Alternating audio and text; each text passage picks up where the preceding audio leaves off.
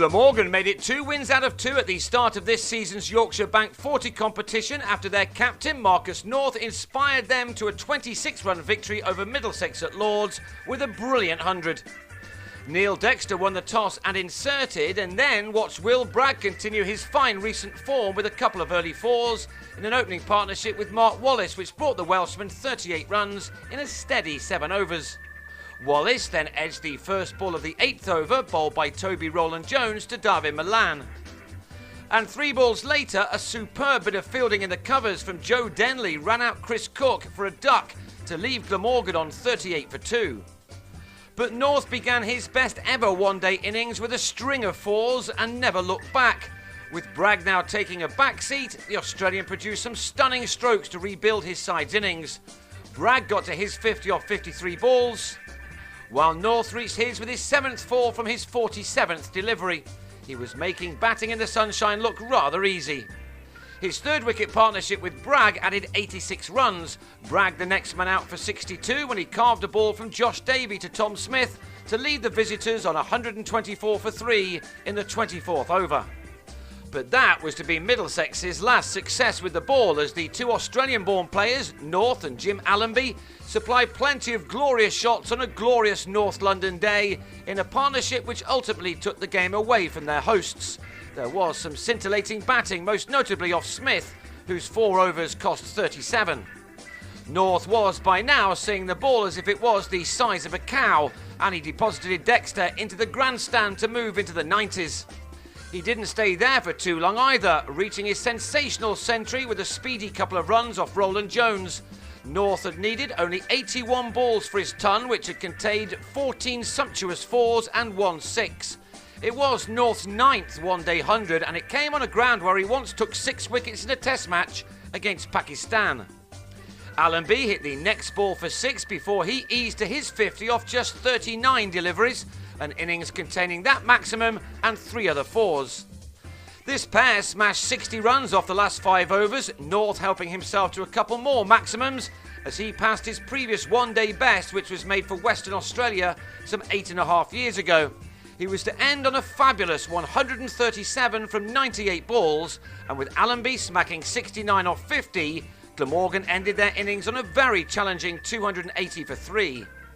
One thing a total like that suggests is that this was a very good batting surface, and with many of their top order in good nick, Middlesex would not have given up hope of stealing the game from here, especially with Chris Rogers trying to prove that this was a day for all men from down under.